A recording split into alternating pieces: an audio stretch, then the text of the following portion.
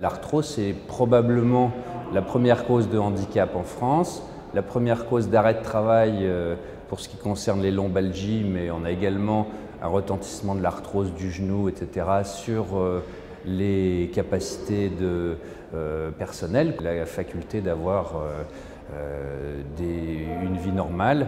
Et donc, c'est particulièrement important de trouver des traitements qui sont efficaces avec un effet à long terme. Alors, la principale particularité, c'est que c'est une pathologie chronique. Donc, lorsqu'on fait des essais thérapeutiques, la plupart du temps, on traite des pathologies aiguës. Donc, ça permet de faire un protocole assez condensé, avec une durée de suivi courte.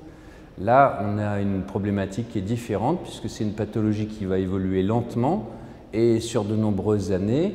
Et donc, quand on va faire une expérience thérapeutique dans ce cadre, il faudra faire attention justement à avoir un effet qui est pertinent pour le patient, mais sur le long terme, pas juste à 15 jours, 3 semaines ou 1 mois. Donc, il y a une difficulté particulière à mettre en place ce genre de traitement.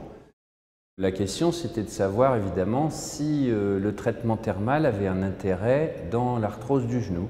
Alors c'est une étude qui répond en principe au canon de rigueur pour les essais randomisés.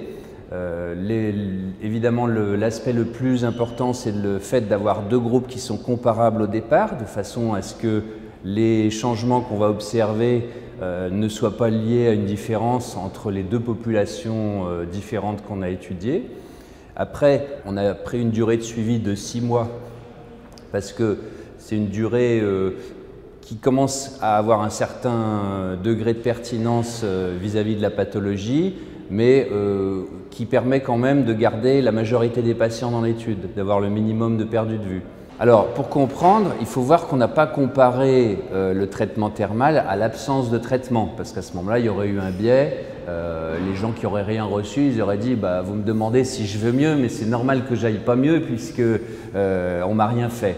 Alors en fait, ce qu'on a fait, c'est qu'on a comparé 2 groupes, un qui faisait des exercices à domicile, sachant que c'est le traitement qui est recommandé par les experts internationaux, c'est quelque chose que toutes les personnes qui ont de l'arthrose font.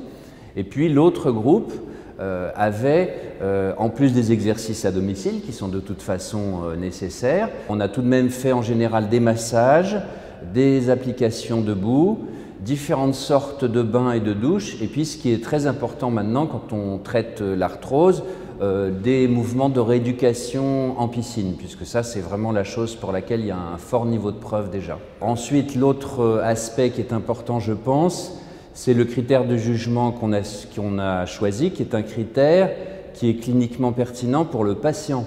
On voit beaucoup d'études scientifiques sur les médicaments ou sur d'autres modalités thérapeutiques qui font des tests statistiques avec effectivement des différences, mais on ne sait pas si le patient, lui, a perçu cette différence ou si c'est simplement le statisticien qui a interprété l'étude. Le fait de faire une cure thermale, ça permet d'améliorer principalement la douleur et également les capacités fonctionnelles du patient. Alors les capacités fonctionnelles, il faut expliquer un peu ce que c'est. Quand vous avez mal au genou, par exemple, vous avez du mal à franchir les escaliers.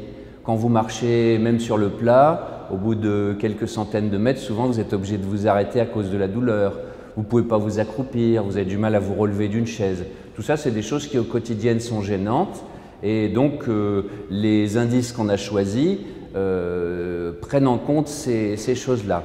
Après, on a d'autres critères qui sont améliorés, comme l'opinion du médecin ou l'opinion du patient.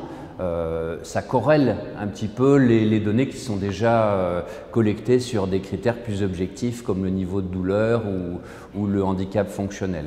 Cette étude, elle a donné le nom pas à une mais à plusieurs publications. On a fait donc une publication en analysant uniquement les personnes qui avaient une forme généralisée d'arthrose. Alors la première chose qui a été étonnante, c'est qu'on a constaté que plus de la moitié des patients avaient en fait une arthrose généralisée, c'est-à-dire les 2 genoux plus par exemple une main ou la colonne vertébrale. Et donc déjà c'était une découverte qui était intéressante puisqu'il y a eu très peu de publications sur le sujet. Et quand on a analysé la réponse au traitement des personnes qui avaient cette forme d'arthrose généralisée, on s'est rendu compte qu'en fait, le traitement thermal marchait également très bien avec un taux de réponse qui était à peu près le même, de l'ordre de 50% dans le groupe cure thermale, alors que les gens qui faisaient que les exercices à domicile, ils avaient à peu près 30-35% de réponse positive.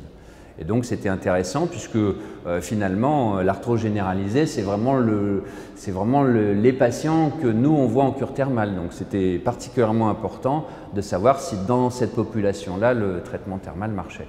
Alors on l'a présenté dans différents congrès internationaux, mais notre fierté c'est surtout d'avoir pu la publier dans la revue de rhumatologie qui est la plus réputée dans le monde, qui est Annals of Rheumatoid Disease.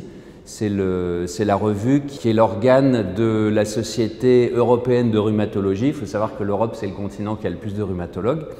Et donc, c'est relativement une performance puisque jusqu'à présent, aucune étude thermale n'avait été publiée dans des revues à impact facteur élevé. Jusqu'à présent, c'était des revues moyennes, déjà assez prestigieuses, mais pas aussi prestigieuses que Annals of Rheumatoid Disease.